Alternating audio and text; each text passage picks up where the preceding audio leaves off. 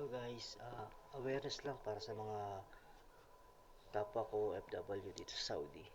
So hindi ko na-expect na meron din pala sa Saudi na ganitong scammer.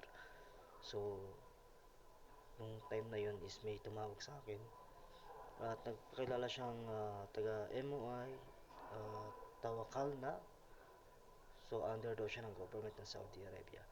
And then nagtaka ako kasi sabi niya uh, taga government siya, kailangan niya yung aking uh, ikama number for renewal ng aking app share. So nakakapagtaka kasi ang app share guys dito sa Saudi, application siya. So hindi mo siya pwedeng renew kasi apps na siya, antimano. Ang renew lang is yung ikama.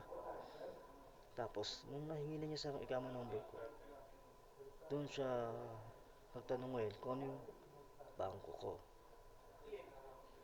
At nung sinabi ko naman yung bangko ko, alam niya agad kung ano yung unang 8 numero ng aking bank account.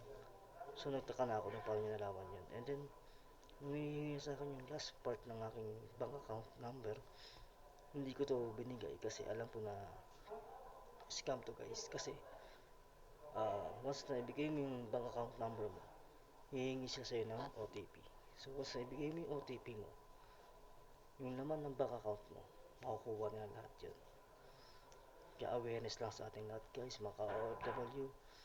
Ingat po tayo sa scammer.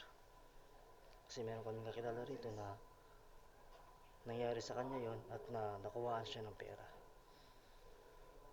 So, ngayon, hindi ko akalain na totoo pala yung kwento na yun. At ako mismo nakatapat sa tawag na yun. And then ang ginawa ko is, hindi ko na siya kinontinue ng sinabi ko na lang na nandito na yung manager ko. So, sorry pero kailangan ko na ibaba yung tawag. So, yun lang guys.